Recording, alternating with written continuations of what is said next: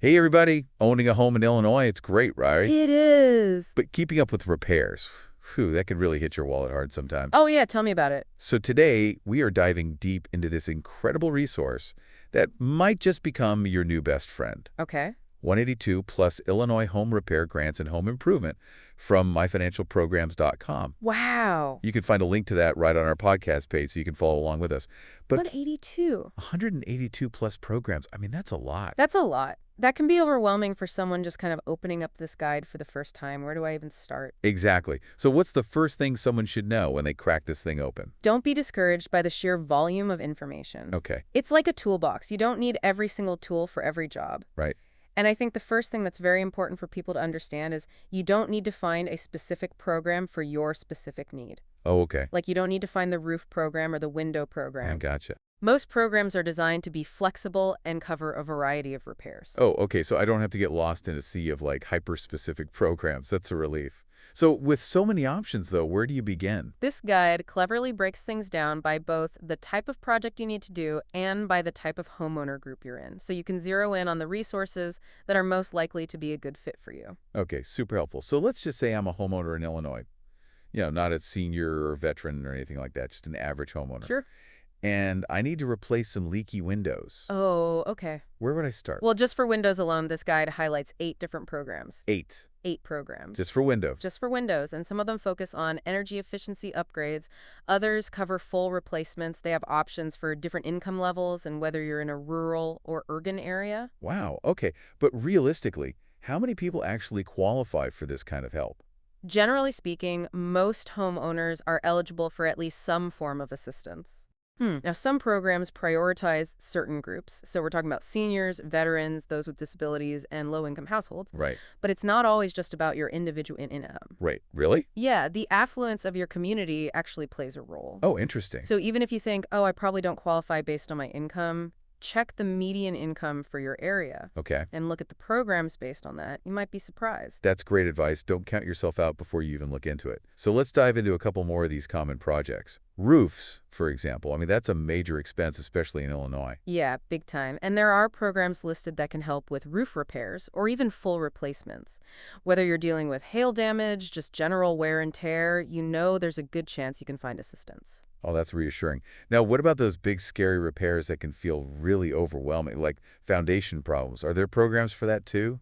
Absolutely. Addressing cracks, settling issues, these are the types of major repairs that these programs are designed to help with. Okay, so it's not just about fixing like minor things. It's really tackling those big ticket items that could be budget busters. Yeah. Okay, good.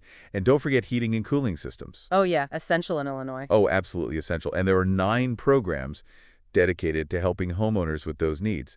So tell me, what kind of help can you get with that? Think furnaces, boilers, full HVAC systems, weatherization to improve energy efficiency and keep those utility bills in check. Okay, yeah. Speaking of essential repairs, what about safety hazards like lead and asbestos? The guide highlights 5 programs that specifically address lead and asbestos removal. Gotcha. So this is incredible. How many different needs these programs cover? Yeah. What's something that really stood out to you from was there any story or anything?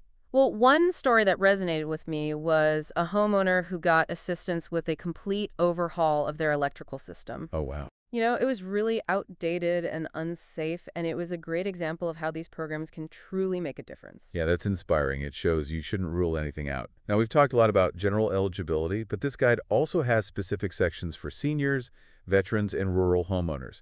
What makes those groups unique? They often face specific challenges when it comes to home repairs, so this guide provides targeted information to address their needs. Okay, let's start with seniors. What kind of support is available to help them age in place safely and comfortably? There are several programs that are specifically designed for seniors. Think home modifications for accessibility, ramps, grab bars, bathroom modifications. Right. But it's important to note that they are also eligible for the general programs we've talked about. Right, so don't limit yourself. What other resources are there for seniors? They can also reach out to their local agency on aging or call the senior helpline at 1-800-252-8966 for additional support. Okay, good to know.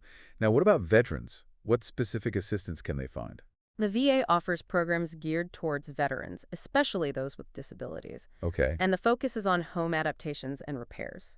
Eligibility is often based on the severity of their disability and their needs. Okay. And lastly, what about rural homeowners? What are their options? The USDA has several programs specifically for rural homeowners, Hmm. offering both loans and grants.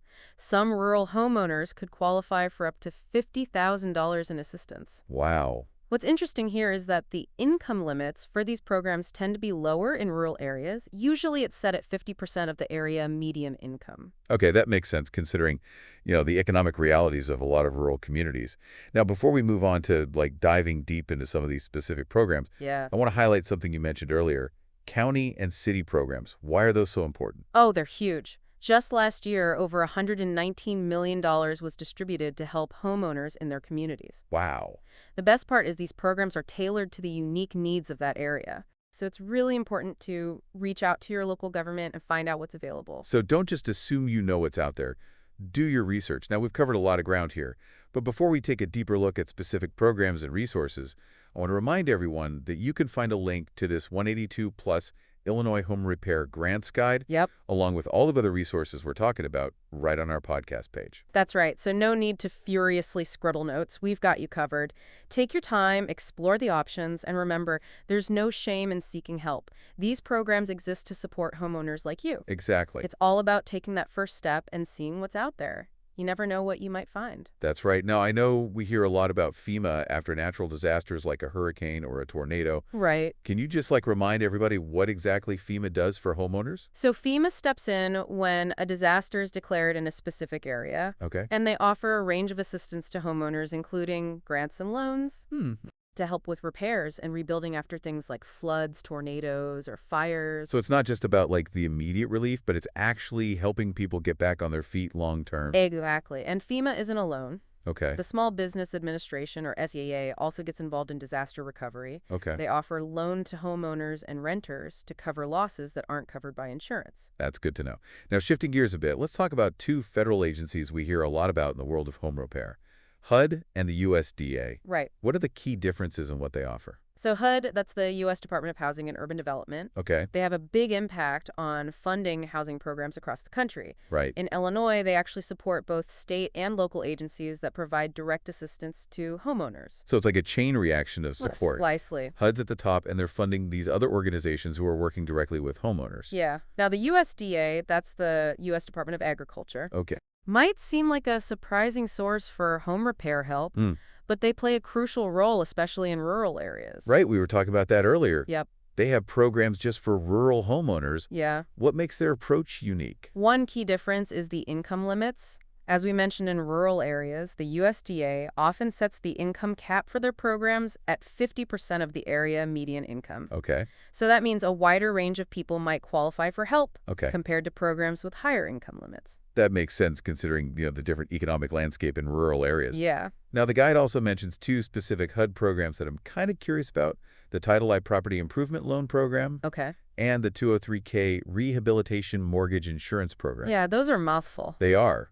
What are those all about? Both of those are loan insurance programs. Okay. So they're designed to help homeowners who might not qualify for traditional loans Gotcha. get the financing they need for repairs and improvements. So it's like HUD stepping in and vouching for the homeowner to the lender. Exactly. Okay. Increasing their chances of getting approved. Okay, gotcha. So the Title A program that's good for smaller projects. Yeah, the loan limit there is $25,000 for single-family homes and a bit more for mobile homes. Okay, so if you need to tackle a few smaller projects, but you don't need a major overhaul, Right. that's a good option. Exactly. Now, the 203K program is more geared toward larger renovations. Okay. There are both limited and standard options depending on the project cost.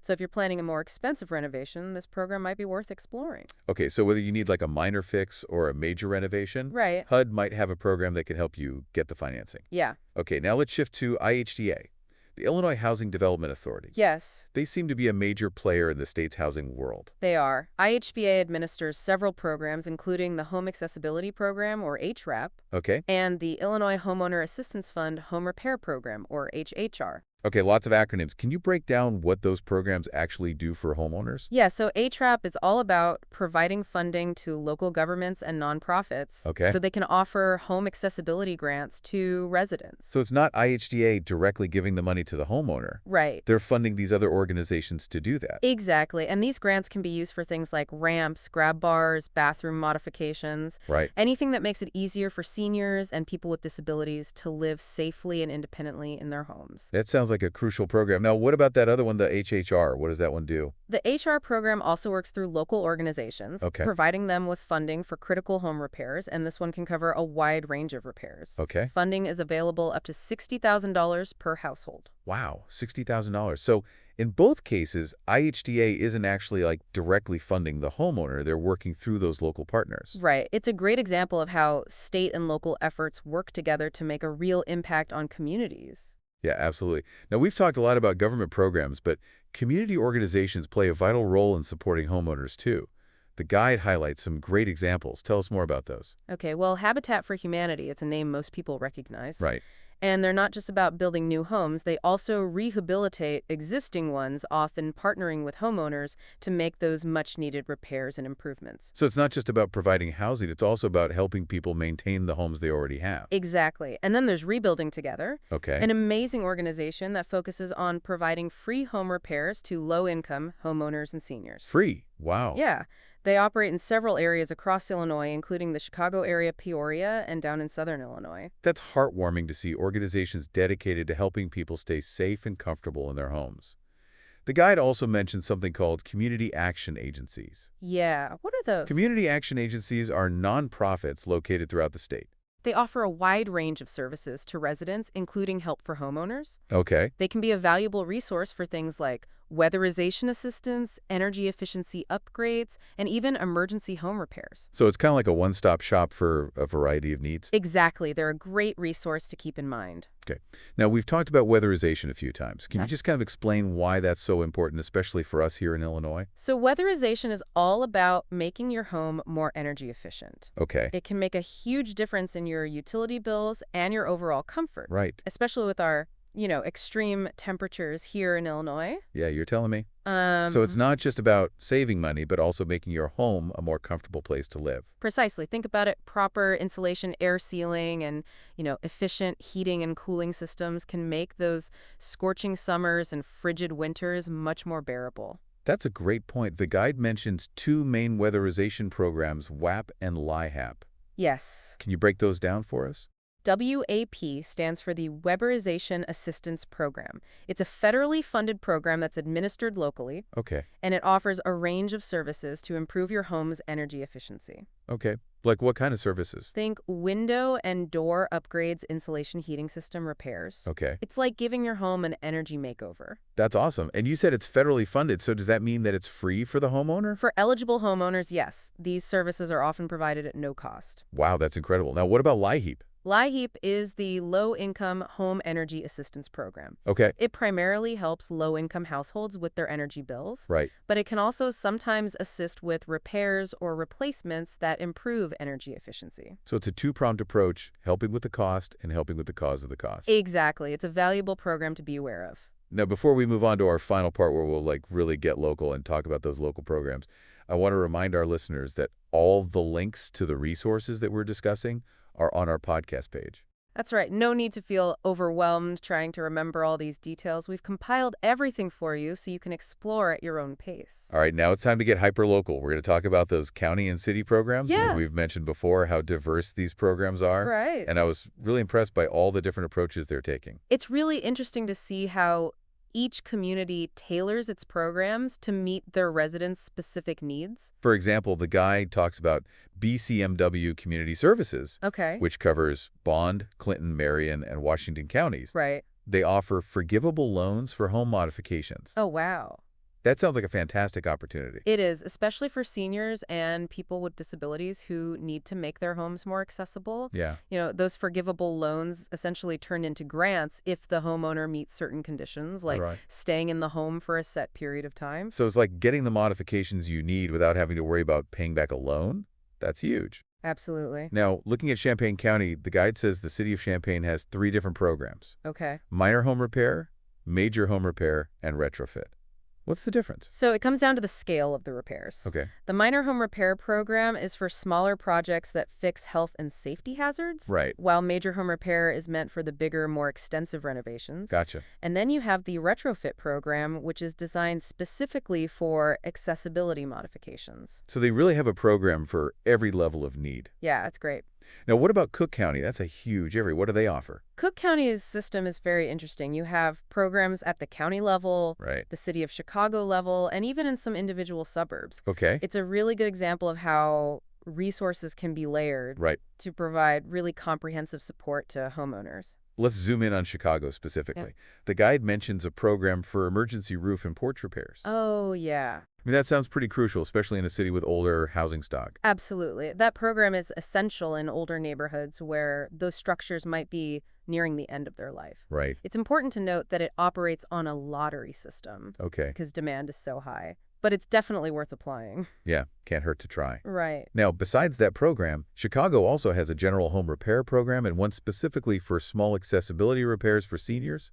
It's great that they have options for different needs. Definitely. And it's not just Chicago. The Northwest Housing Partnership, which serves suburban Cook County, Right. also offers a repair program. It's specifically for addressing health and safety issues. Okay. So no matter where you live in Cook County, there's probably a program that you can turn to. That's encouraging. Now, I know we can't go through every single county and city program, Right. but are there any others that stand out to you as particularly noteworthy?